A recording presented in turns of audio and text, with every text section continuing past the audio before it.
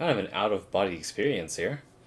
We have a microphone in front of here, and this is how I usually record my videos, by putting one of these things right here. I put my phone here and just do my little finger magics in front of me. But as of 2 weeks ago, it broke, and I no longer actually am able to record videos. That is until I got one of these things. And it isn't even for this, because this actually serves me no purpose other than recording a few things. What I actually use this tripod for is this. But it actually did come with a very useful accessory. This is a little clamp that not only ties itself as a replacement for on top of these things, but I can clamp it to this with the bottom part. I can put my phone on it. Alright, to the video. Alright, let me turn on a little bit of light and get a little bit closer to the microphone. Now, here's a small little sound test with the medium tactile and the light tactile. The one thing I do commend about modern day Durocks, I suppose if I can even call them that, is that the top housings are relatively they have good tolerances. Let's just leave it at that. So I'm going to just wiggle it a little bit, take a listen. And it's pretty respectable. Like, I think people have came to understand that making a good stock switch is not a bad thing. So, allow me to just click a little bit in front of the microphone, and I will get to the lubing and filming process.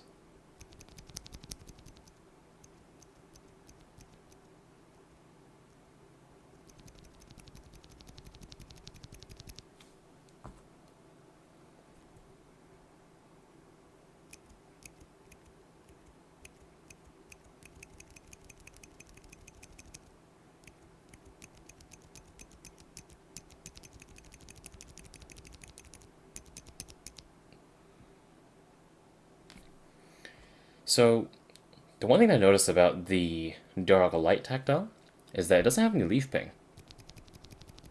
But somehow the medium tactiles do.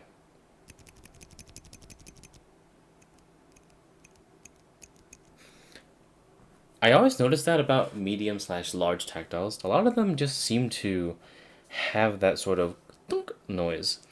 It was somewhat of an issue back in the olden days of silent tactiles and Gen 1 U4s, where there was a really weird sort of leaf squeak. Check out the video on the top right corner, because I did make a video describing that, if you want to check that out and see what I'm talking about. But to those who know what I'm actually talking about, it's a little odd, because I'm not sure if Zeal V1s had the same issue. Here, listen to this one more time. And here's Zeal V1.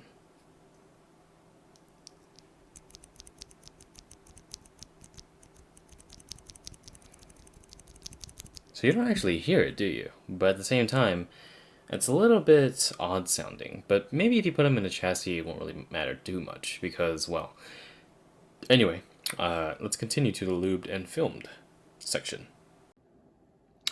Can I just say as an observation, these light tactiles come very plentifully pre-lubed, as you can see from the glisten off of pretty much everything. Look at the...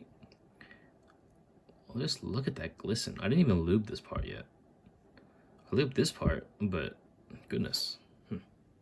So I guess be aware if you're lubricating your light tactiles. They might already be lubricated for you already. Just film them, I guess, if that's your thing. Or at least spring lube them. Alright, so we got these two lubricated switches. I have the light tactile with the 0.15 millimeter switch film, and I actually did not end up lubricating the legs on this switch as well as this one. I figured that it would be better to just keep the tactility as is, as I know a lot of people don't like lubricating the legs of tactile switches, so I'll just keep it that way. But, as it stands, one thing is clear. This switch has a lot of pre-lube going into how it looks like when you take it apart as a stock switch. So it initially has a sort of mush factor to it, because some switches are so heavily pre-lubed that you might as well just spring lube them and call it a day. But by lubricating this stem only, I've already lost some tactility. Like, it's still there, right, if you press it slow. But once I start spamming it, it becomes even more of a whisper of tactility than Cherry MX Browns. But I still think it's sharper than Cherry MX Browns, but it really is a bit of a downgrade if you lubricate these. But of course, your mileage may vary. Maybe if you use a very thin lube, it will be extremely pleasant to type on. However, on the flip side of the spectrum, with medium tactiles from Durock, I think Lube actually helps them, because it does reduce the ping noise from the leaf, and it, standard quality of life, there is more smoothness to the switch, and it already is a pretty good stock smooth switch to begin with anyway. Take a listen.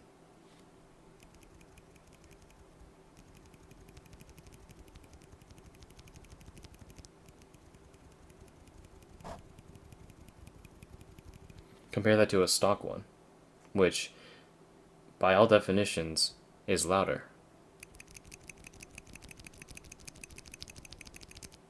And here's the Lube one, just for comparison again. So I think those that actually want to use these switches, I would say your light tactile, perhaps give it a spring swap and a filming, and you should be on your way. If you really want to go the extra mile, I would suggest using a little ultrasound machine, like ones that you would clean your glasses in or whatever, and then just put all the stems in, and then give them a fresh lube job, and I think they'll be to your liking. For the medium tactiles, I would say whether or not you lube the legs, it doesn't really matter, but they will be tactile no matter what, and I personally think that,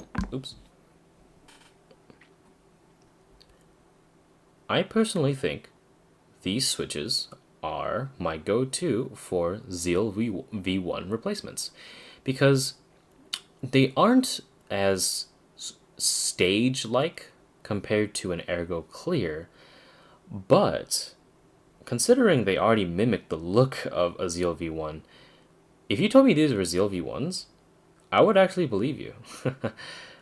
These feel really good. I actually quite like these. As a matter of fact, let me put on the keycap before I even put on my acrylic switch tester for the sound test. Let me try this. Yeah, you can see how the keycap still bends or resists before falling to the tactile bump. I quite like this. Alright, well. For those that like Holy Pandas, T1s and such, this probably won't be impressive to you. But for those looking to strike a balance, I think medium tactiles are the way to go.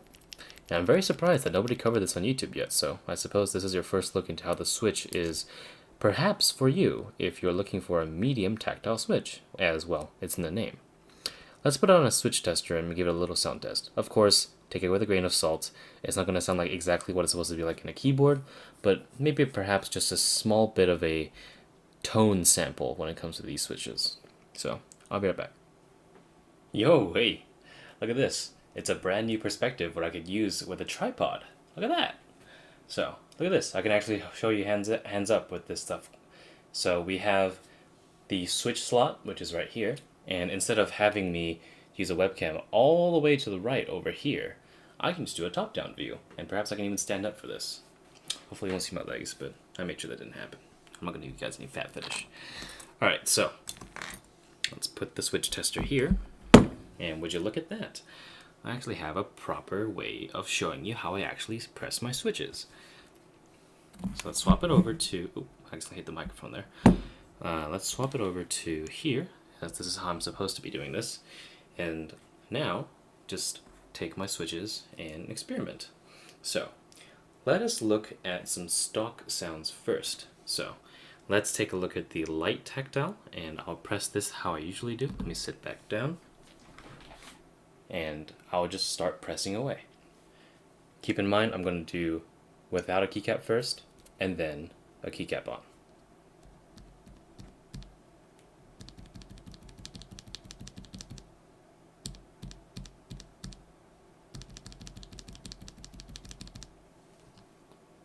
Let's put a keycap on. The keycap choice that I'll be using will be a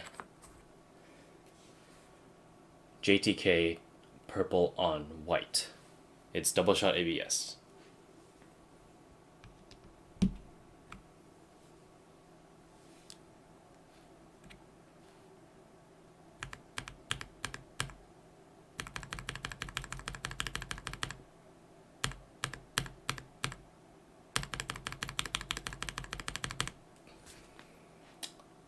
Not bad, actually. It sounds kind of bassy. Let's listen to a unmodded Durock medium tactile. God, these things are tight.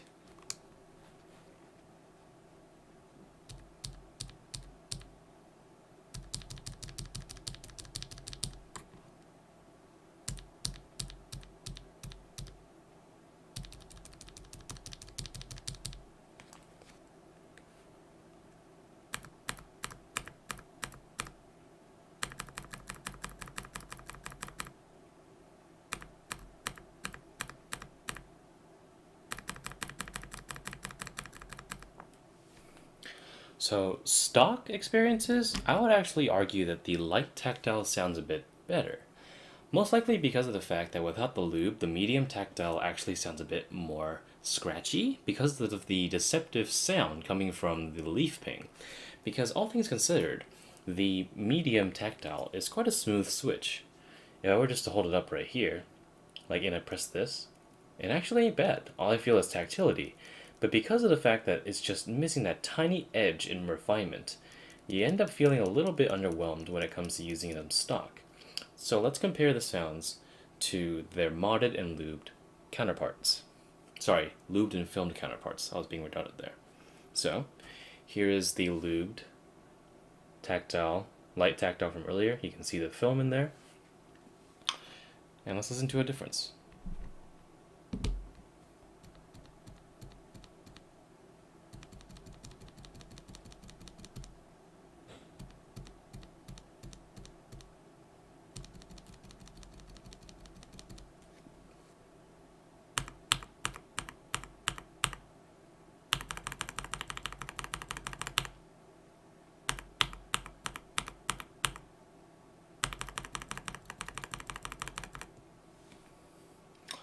Alright, let's listen to the medium tactile now. Yes, you may have seen on the right side of the switch tester, here is the lubed and filmed medium tactile from Durock.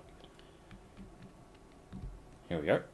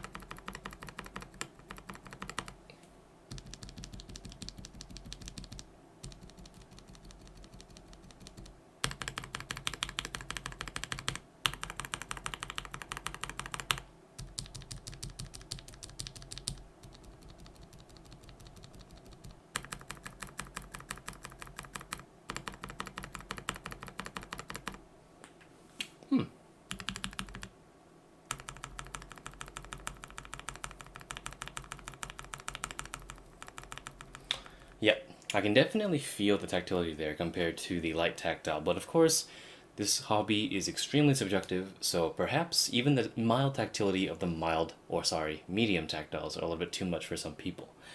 Now, would I recommend any of these switches? Yeah, although, in terms of a light sort of tactile, and you want it to be slightly sharper than Cherry MX Browns, I don't know if I would pay $5.50, maybe $6 for light tactiles, but then again, the same can be said to those that perhaps want a upgraded experience and they want to go with the Everglide Jade V2s instead, or the Jade Green V2s. You can see a video of it right here. Because I did do a video on them and I said the exact same thing about them. I personally thought that they were a upgraded Cherry MX Brown that had a sort of higher sound signature, but it's still a recognizable bump to those that are very sensitive with their fingers. And I'd say if you are looking for a very light tactile, well, it's in the name. Although my suggestions to modify the Switch are to spring swap it so you can actually feel the tactile bump a bit better, because the stock spring actually is a little bit heavy. I think it's like 67 grams or something, so it's not necessarily the lightest thing in the world. So if you want more tactility, you obviously want to eliminate the amount of upforce, forcing you to be able to nullify the feeling of a tactile bump. But in terms of the medium tactiles, I think they're great. Obviously, my preference of tactility is a little bit over that, such as me using my T1s and all that all the time. But, all things considered, if I wanted to have a relaxing yet still noticeable typing experience, as for the medium tactiles, I do believe that in this case, it may perhaps be the replacement of the Zeal V1s that people have been looking for all these years. So, if you can, I do know that the medium tactiles are being sold on Danekeebs, so if you're going to give it a shot, you can buy these for $6 for $10.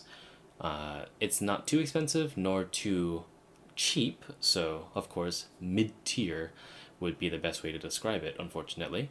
But in terms of what they offer, unless if I'm missing a few switches, I think in terms of a Zeal V1 replacement, and you don't want to go through the trouble of making ergo clears, go for it, because I'm quite happy with this. Anywho, that's all I have for this video. Again, the Saka 68 is going to be coming at the end of July. It's already July now, I just realized that. And if not, latest in August. But now, because of the school year creeping up on me again, I may have to start sort of dedicating some time for myself, as this is going to be the hardest year in terms of my undergraduate experience. So if at the end of July or perhaps in the beginning of August you might see me slow down the uploads a little bit and upload more game videos, I hope you understand why. But regardless, I hope everyone enjoyed this video, and I do hope that it was informative to you, and if you have any questions, let me know in the comments. Alright, take it easy, stay safe out there, and have a good day.